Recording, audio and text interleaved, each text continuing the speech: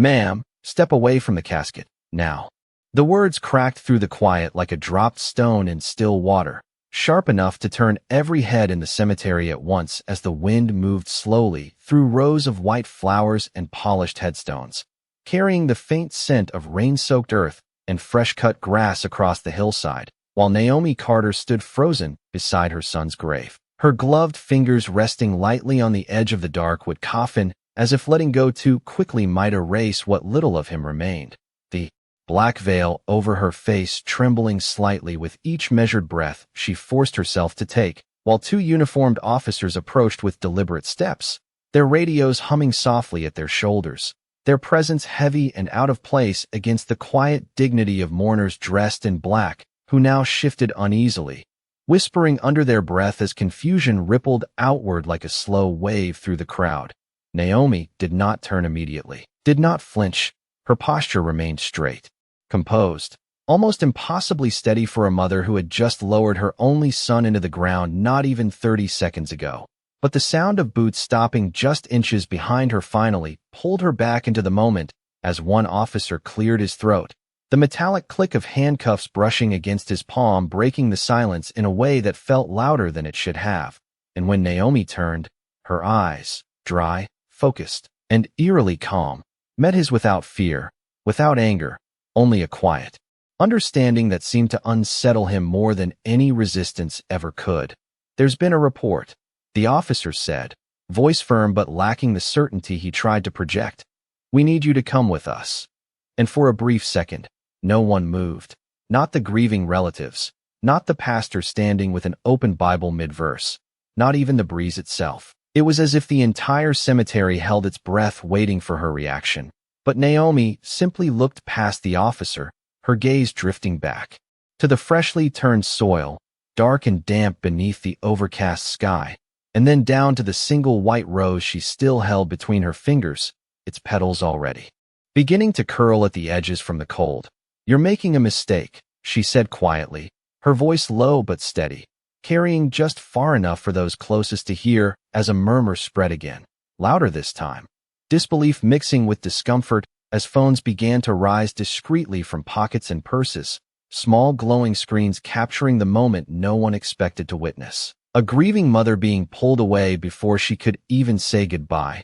The officer hesitated, just for a fraction of a second, then nodded to his partner as procedure took over, hands reaching forward, not rough, not aggressive, but undeniably final as the cold steel circled Naomi's wrists with a soft, echoing click that seemed to linger in the air longer than it should have. And still she did not resist, did not plead, did not raise her voice. She only closed her eyes briefly, as if committing the sound of that moment, the wind, the silence, the weight of everything, to memory before opening them again, calm, unwavering, and far too composed for someone standing in handcuffs beside her son's grave. The cuffs rested against Naomi Carter's wrists like a quiet contradiction, their weight present but not heavy enough to bend her posture as she took a single step forward at the officer's guidance, her heels pressing into the damp ground with a soft, deliberate rhythm while the gathered mourners parted instinctively, creating a narrow path that felt less like an escort and more like a fracture opening through the ceremony. Eyes followed her from every direction, some wide with disbelief, others lowered in discomfort, unsure where to look as grief and authority collided in a space meant only for farewell. Naomi did not rush, did not stumble, her movements measured, almost ceremonial, as though she refused to let this moment strip away the dignity she had carried into it. A woman in the second row clutched a folded program tightly against her chest, her lips trembling as she whispered something under her breath, while a young man near the back raised his phone higher, capturing every second with a steady hand, the faint click of recording echoing louder than it should have in the still air. Naomi's gaze remained forward, but her mind moved elsewhere, not to the officers beside her, not to the murmurs rising behind her, but to a smaller memory, one that lingered just beneath the surface. Her son at 8 years old, standing on a wooden chair in their kitchen, reaching for a jar he was not tall enough to grasp, insisting he could do it himself, his voice bright, stubborn, alive. She remembered how she had watched him then, not stepping in immediately, letting him try, letting him grow. That same quiet patience now settled into her expression, her breathing slow, controlled, as the gravel path beneath her feet shifted to pavement near the edge of the cemetery where a patrol car waited, engine idling softly, its presence stark against the gray sky. The officer on her left adjusted his grip slightly, not tightening, just repositioning as if unsure how firmly to hold someone who was not resisting. "Watch your step," he said, the words automatic, but softer than before. Naomi gave a faint nod, not in submission, but acknowledgement, as though she understood more than he realized. The back door of the vehicle opened with a dull, mechanical sound, revealing the dark interior that seemed to swallow the light around it. For a brief moment she paused, not because she was afraid, but because something behind her shifted, a sound, a voice calling her name, distant but urgent.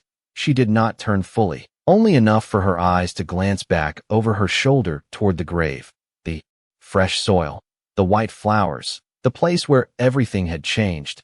And then she stepped forward, lowering herself into the seat with quiet precision, her hands still joined, resting in her lap, the cuffs catching a faint reflection of the overcast sky through the open door. The officer hesitated again before closing it, his eyes lingering on her face as if trying to reconcile the calm he saw with the situation he was part of. But Naomi did not look back at him this time, her gaze fixed ahead, steady, distant, as the door shut with a final, hollow sound that sealed the moment in place. While outside the murmurs grew louder, confusion turning into questions, questions into tension. And inside the car, Naomi Carter sat in silence, composed, unshaken, carrying something far deeper than the accusation placed upon her, something the officers had not yet begun to understand. The patrol car pulled away from the cemetery with a slow, deliberate roll, its tires pressing into the wet asphalt as the gray sky stretched endlessly above, heavy and unmoving. While inside the vehicle the air felt cooler, quieter, insulated from the murmurs left behind. As Naomi Carter sat upright in the back seat, her shoulders relaxed, her hands still resting together in her lap, the faint metallic outline of the cuffs catching light each time the car passed beneath a street lamp, her reflection appearing briefly in the window beside her before dissolving into the blur of passing trees and distant houses, the world outside continuing as if nothing had happened, while inside this narrow space-time seemed to slow, stretch, and settle into something heavier, something more deliberate. The officer in the passenger seat glanced back once through the rearview mirror, his eyes lingering for a fraction longer than necessary, as if trying to read something in her expression. But Naomi offered nothing outwardly, no fear, no confusion, only a steady calm that did not belong to the situation they believed they were controlling. Officer Daniel Reeves sat in the driver's seat with both hands firm on the wheel, his posture rigid, his gaze fixed forward, the rhythm of the road steady beneath him as procedure guided every movement, every decision.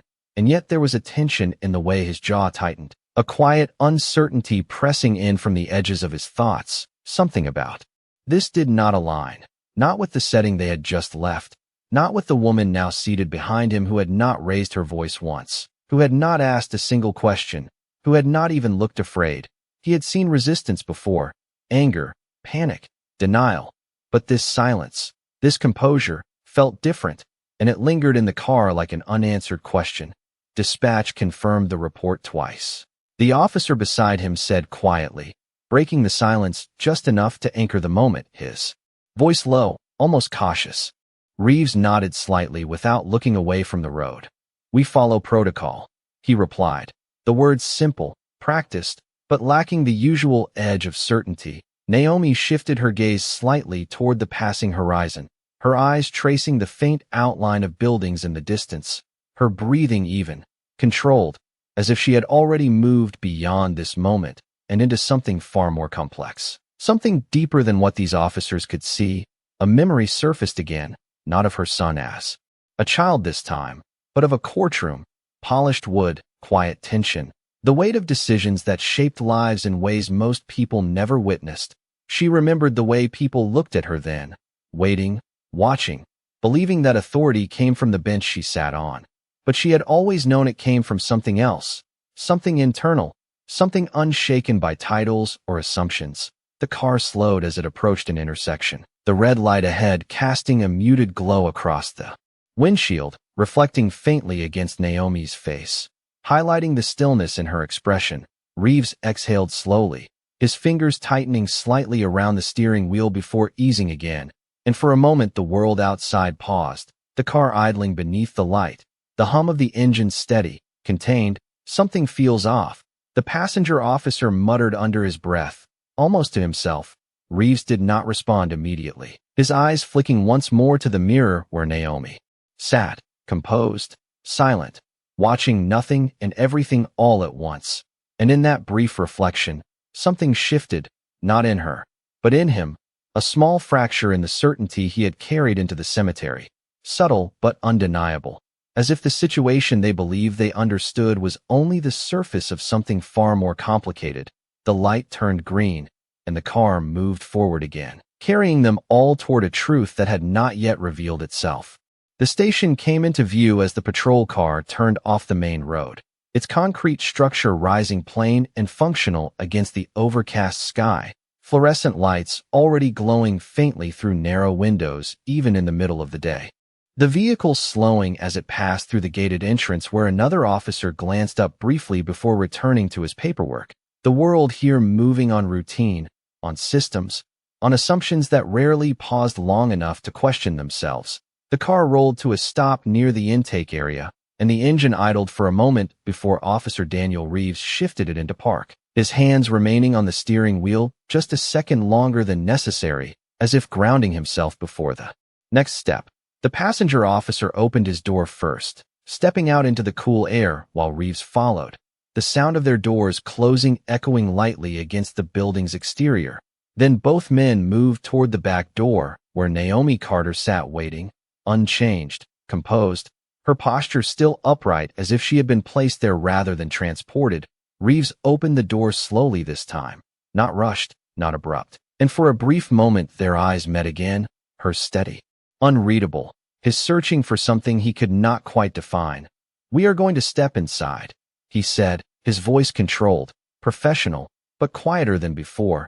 Naomi nodded once, a small, deliberate motion that carried neither resistance nor agreement, simply acknowledgement. She shifted forward and stepped out of the vehicle with care, her heels touching the pavement with a soft, measured sound, her balance unshaken despite the restraint at her wrists, as they guided her toward the entrance. The glass doors reflected the three figures approaching, two in uniform, one in black, moving in quiet formation.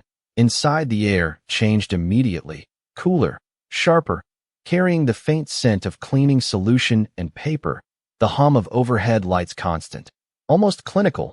A desk sergeant looked up as they entered, his expression neutral at first, then briefly curious as his gaze lingered on Naomi's face, taking in her attire, her composure, the context that did not quite match the situation unfolding before him.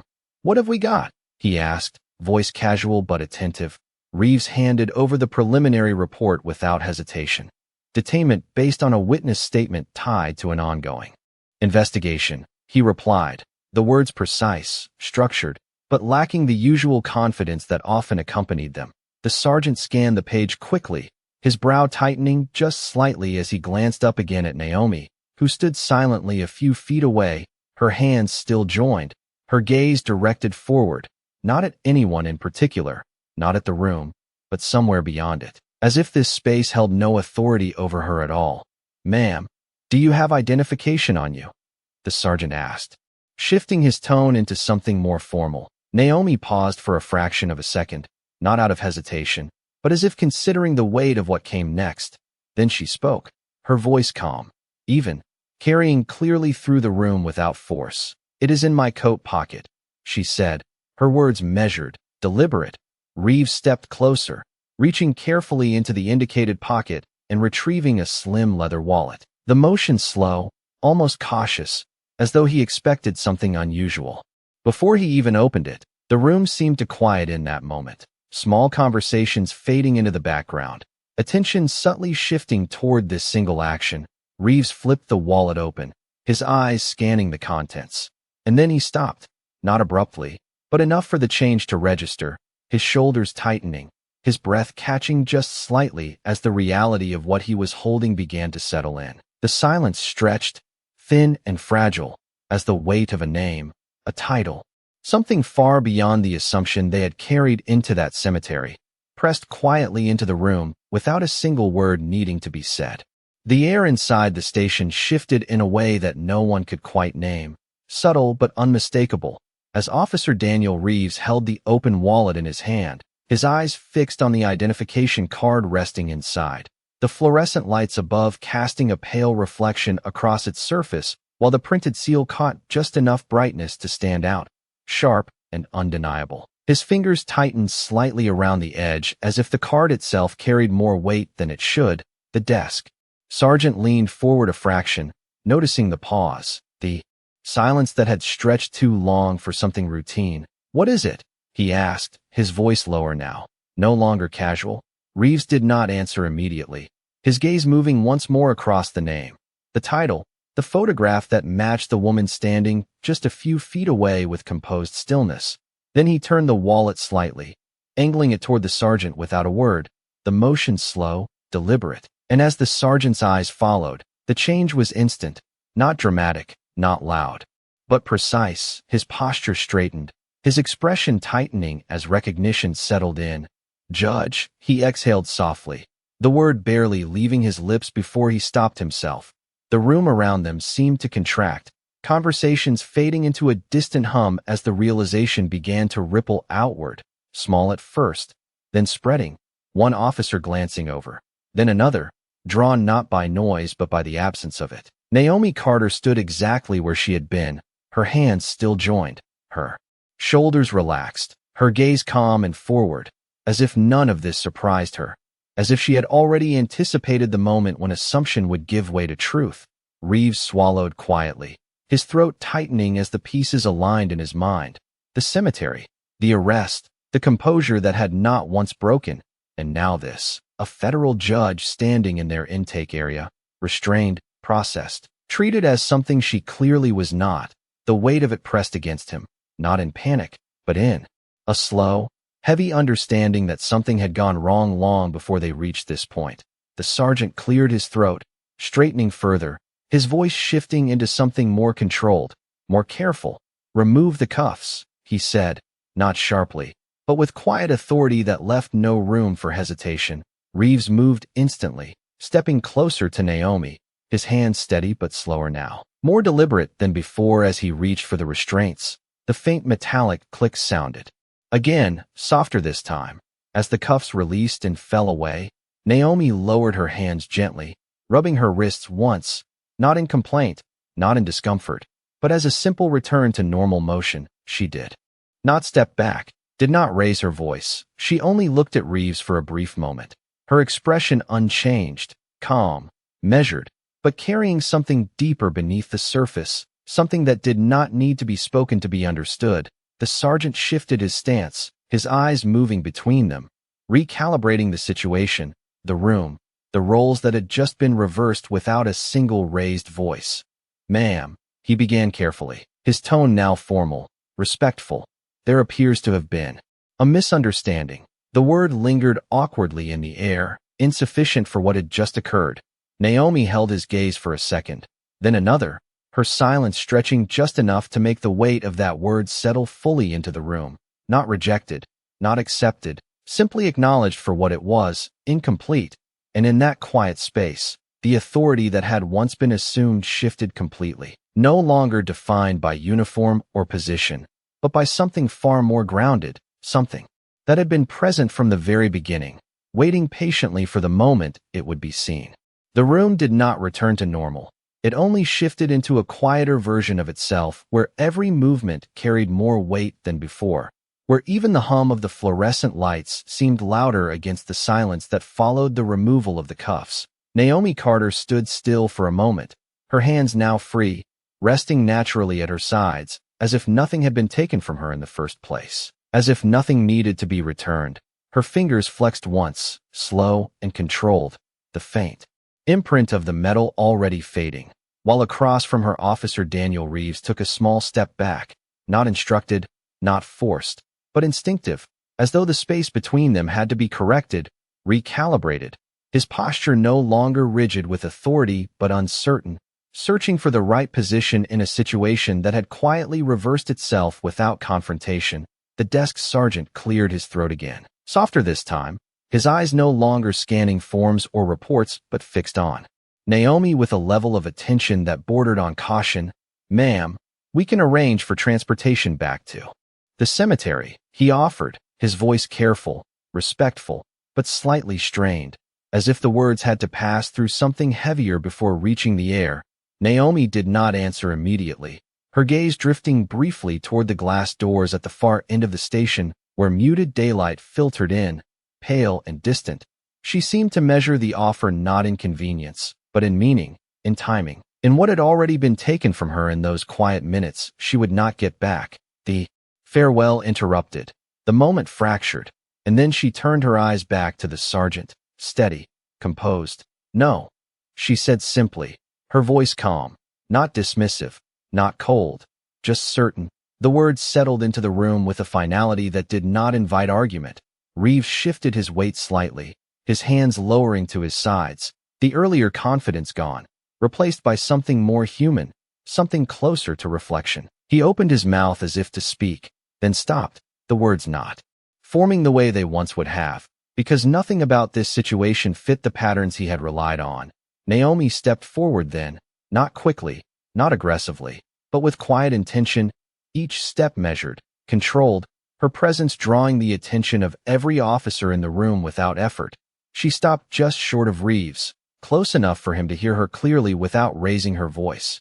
"You followed a report," she said, her tone even, almost neutral, but layered with something deeper beneath the surface. "But you did not question the moment." Reeves looked at her, the words settling in slower than he expected, not as an accusation, but as something more precise, more difficult to dismiss. Naomi continued, her gaze unwavering. "A funeral is not a place for assumptions." The sentence hung between them, quiet, undeniable, not delivered with anger, but with clarity, the kind that left no room for defense. Reeves lowered his eyes briefly, then lifted them again. The shift small but meaningful, as if he had stepped out of something he did not realize he was inside. The sergeant remained still, observing, understanding without needing to interrupt. Naomi turned slightly then, her attention moving back toward the exit, toward the light that waited beyond the station walls, her posture unchanged, her composure intact. But the room itself felt different now, not because she had raised her voice or demanded anything, but because she had not needed to. And as she began to walk toward the doors, the silence followed her, not empty, but full of something unspoken, something that lingered in the space long after she passed through it, leaving behind a truth that no report could rewrite. The glass doors opened with a soft mechanical sigh as Naomi Carter stepped outside, the air cooler than before, carrying the faint scent of rain that had not yet fallen, the sky still heavy with clouds that seemed unwilling to break. And for a moment she paused just beyond the threshold, not out of hesitation, but as if allowing the world to settle back into place around her. The station behind her fading into a distant hum, while the quiet of the street stretched ahead, a few parked cars lining the curb, a flag moving slowly above the building in a steady, almost indifferent rhythm. She adjusted the sleeve of her coat with a small, precise motion, restoring order to something that had been disrupted, not for appearance, but for control, the kind that came from within rather than from circumstance. Behind her the doors opened again, quicker this time, footsteps following, measured but urgent. "Judge Carter." Reeves' voice carried out into the open space, not loud, but clear enough to reach her before she moved further away. She did not turn immediately, allowing the sound to reach her fully before responding. Then slowly she faced him, her expression unchanged, calm, attentive. Reeves stepped forward, stopping a few feet away, his posture different now, no longer anchored in authority, but searching for alignment, for something that could bridge the distance created not by space, but by what had just happened. "I should not have," he began, then stopped, the sentence collapsing under its own weight as he realized there was no simple way to complete it. Naomi watched him, not with judgment, not with dismissal, but with a quiet patience that gave him the space to find his words. He exhaled slowly, starting again. I followed what was given to me, but I did not stop to see what was in front of me. The admission settled between them, unpolished, but honest. Naomi held his gaze for a moment, then nodded slightly, acknowledging not the apology itself, but the awareness behind it. Systems rely on people to think, she said, her voice even, steady, carrying clearly in the open air, not just to act. Reeves absorbed the words, his shoulders easing just slightly, as if something had shifted into place, not resolved, but understood. Naomi glanced briefly toward the horizon, where the road stretched back toward the cemetery. The distance now measured not in miles, but in moments that could not be returned.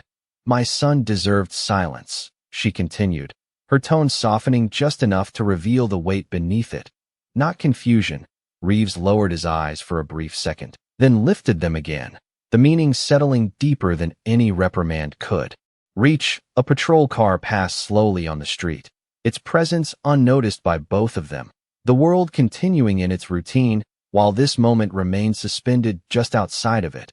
Naomi turned slightly, preparing to leave, then paused once more, her attention returning to Reeves. What happens next matters more than what just happened, she said, not as instruction, but as truth, something offered rather than imposed.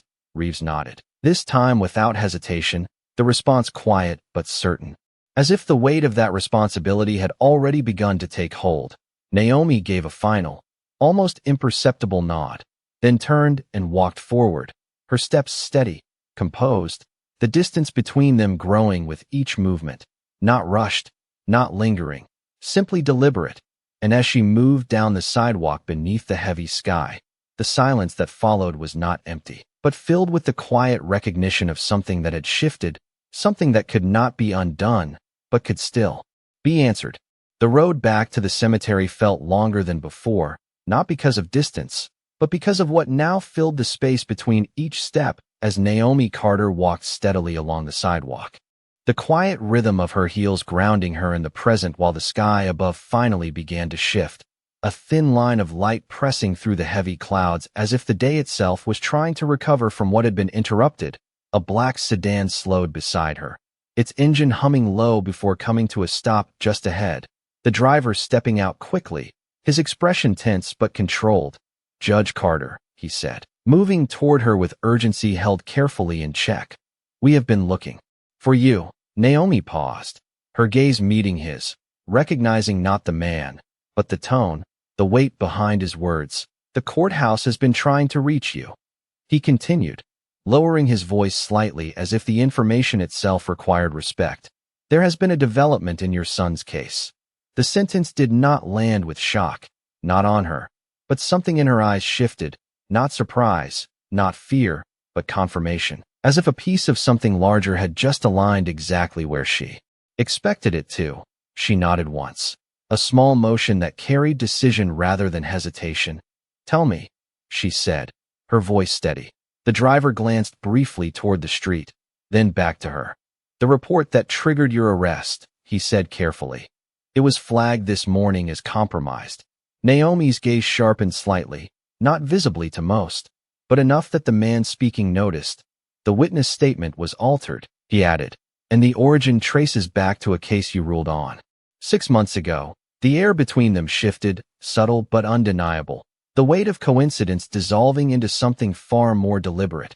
Naomi stood still for a moment, absorbing the information without outward reaction, her mind moving through connections, timelines, decisions that once seemed closed now reopening with new meaning. My son was working on that case, she said quietly, not as a question, but as a realization forming into words. The driver nodded. Yes, ma'am, he was reviewing related documents before. He stopped, the sentence unfinished, but understood. Naomi's eyes moved briefly toward the distance, toward the direction of the cemetery, the place where grief had just been interrupted, now layered with something else, something sharper, more precise.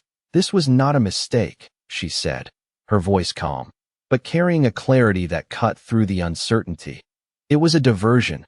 The driver exhaled slowly, as if the same conclusion had been waiting just beyond his reach. "We believe so," he replied.